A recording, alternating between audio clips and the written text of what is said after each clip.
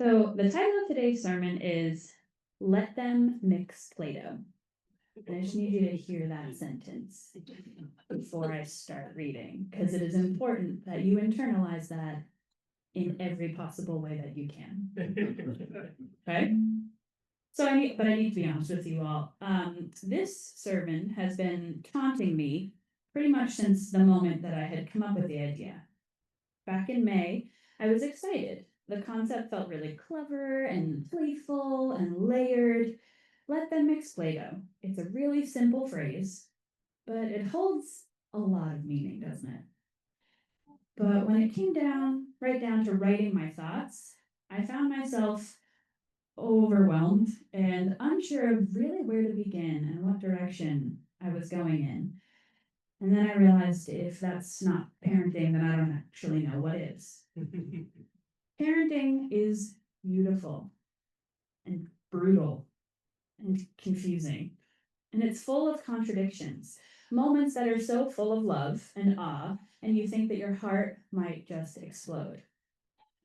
Immediately followed by moments where you're Googling, 33 too old to join the circus? Could I run away and join them? It would be okay. But eventually I realized that the core of what I wanted to explore was this: the messy, joyful, and often painful process of parenting while resisting the constant urge to perform. Instead, leaning into growth, into imperfection, into compassion. I wanted to speak to how spiritual communities, like this one, offer sanctuary, not just for our children, but for those of us who are raising them. Because when parents are supported, we raise more grounded, more wholehearted children. The metaphor of mixing Play-Doh captures something deeper. It embodies the tension between control and freedom, between inherited patterns and aspirational values. It asks us, as parents, as caregivers, as members of a community, to examine what we're holding on to and what we're willing to let go of.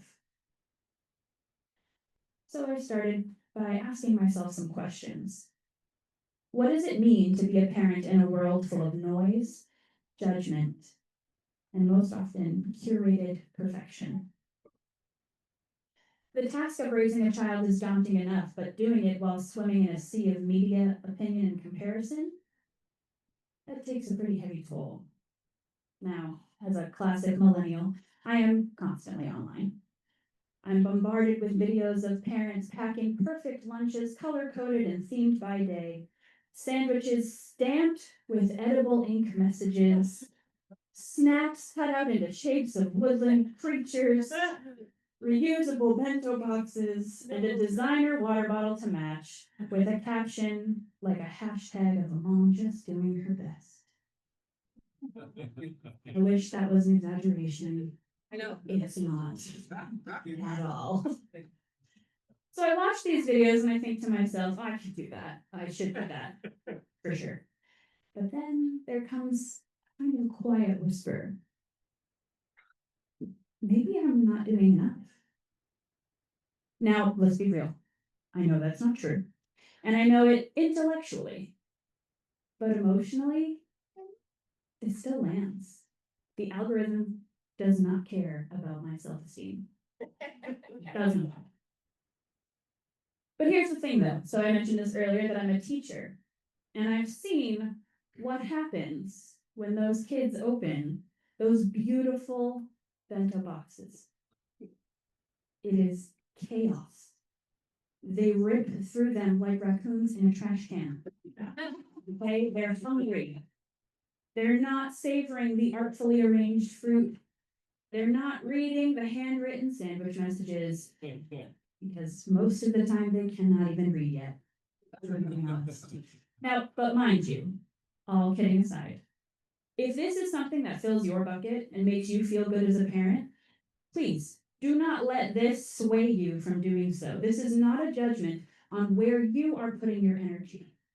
What I am simply saying is that not doing so does not make you a less than parent.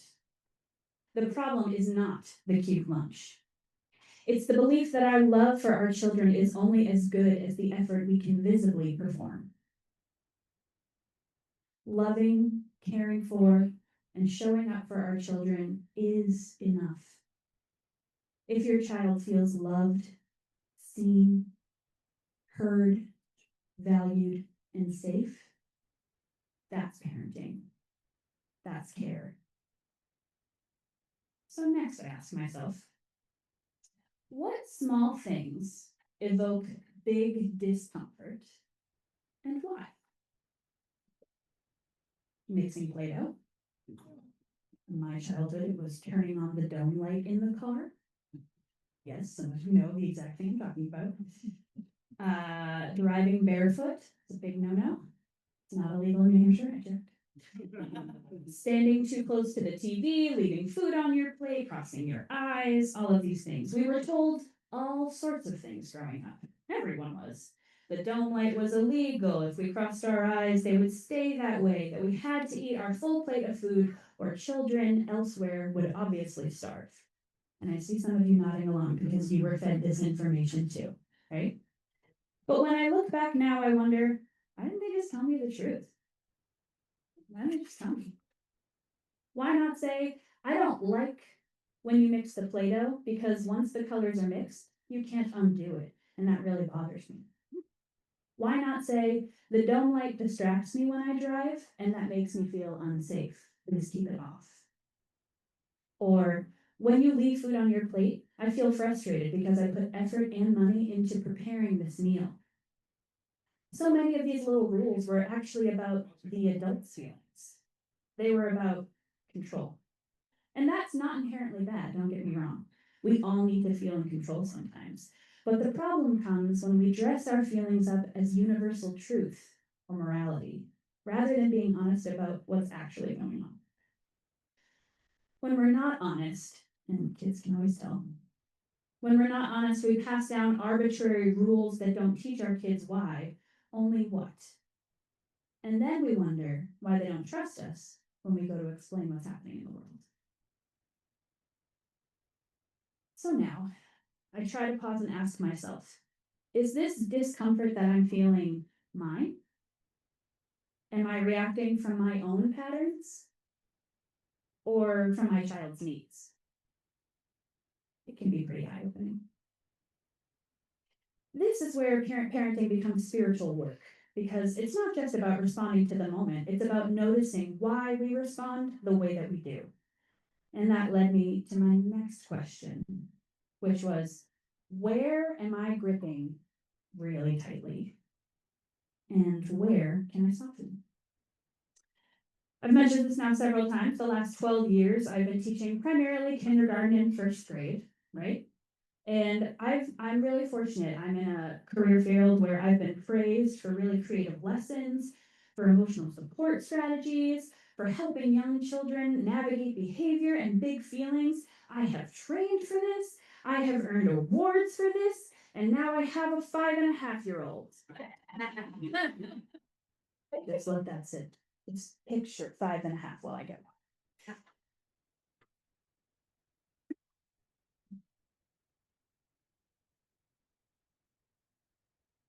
I have a 5.5-year-old.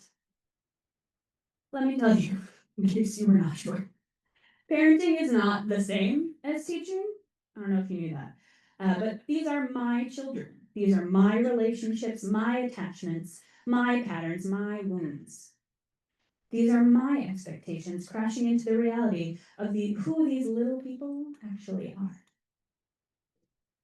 That doesn't keep away, though, the fact that I do feel enormous pressure, mostly self-inflicted, to raise perfectly well-behaved children. It's true, right? Sometimes I feel that way because the expectation, because of my career field, is that my children should be under control at all times. Mind you, I'm married to a SPED teacher who works with students with significant behavior. So our kids should be really well behaved, right? Makes sense when you put it into a math problem. But relationships and kids aren't math. So, like I said, I feel this enormous pressure to raise perfect children, and why not? I know child development, taught hundreds of children at this point, but these are mine, and that makes everything different. I need to remind myself of the same thing that I always tell my students' families. There is no guidebook. And if someone wrote one, they'd be a trillionaire, frankly. And even if there were one, kids are really smart. So they would outsmart the guidebook's anticipations, rewrite the chapters, and force us to buy the second edition. Our kids are incredible. They are weird and wonderful, but they are also themselves. They make wild connections. They ask people to just be friends without any fear. They feel your feelings in real time, and they are everything that I wish I could be if I was feeling a little braver. So I try to remind myself, it's me. It's us. I have to let go of the expectations that I would never place on anyone else. Let them have the tantrum. Let them be rude sometimes. Let them push boundaries with me, their safe person. Because the only way they're going to grow into their full, beautiful, genuine selves is if they feel safe enough to be those selves with me. So what role does this church, this community, play in all of this? This is where you all come in. This beloved community gives me a place to unpack those patterns without shame. To say, I really lost my temper today, or I'm really tired.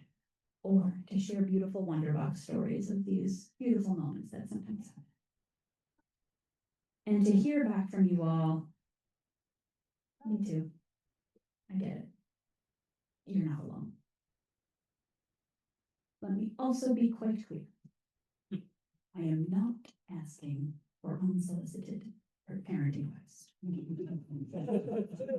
Okay? The last thing that I need is judgment or backhanded comments about my child's tablet or screen time. Okay? I don't need that. All right? I know what I'm doing in that department. Sometimes you just got to give us a break on that one. And really, I could probably preach a whole sermon on that as well.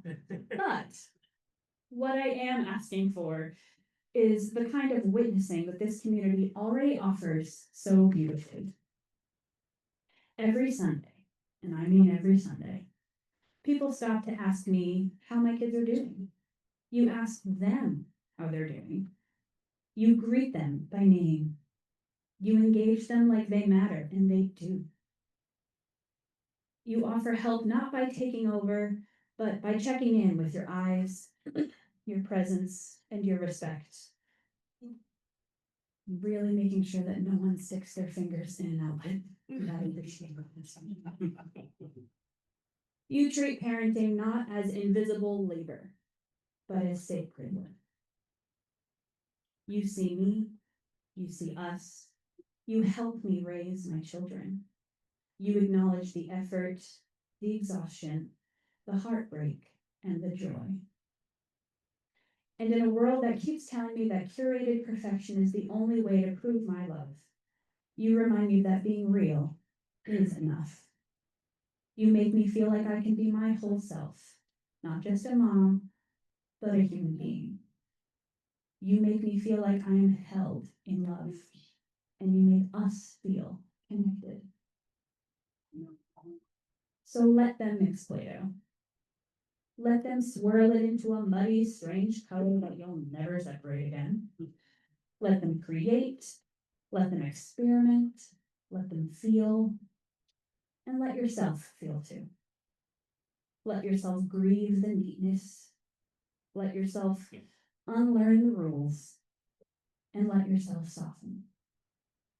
Because in a community like this, where we support each other, where we reflect instead of judge, where we witness instead of advise, we raise resilient, compassionate, imaginative children. My children are incredible beings, and I am so proud of who they are and what they'll choose to do with their lives. It might not always feel that way. I'll be frustrated and tired and overstimulated and annoyed, frankly. But I will have you all. They will have you all. And what a gift it is to have a community like this that will help raise them. I cannot think of a more sacred way to ensure that the future of our church will remain one of compassion and care. Supported parents raise supported children. And that's the kind of world we're building here. One muddy Play-Doh ball at a time. Let it be so.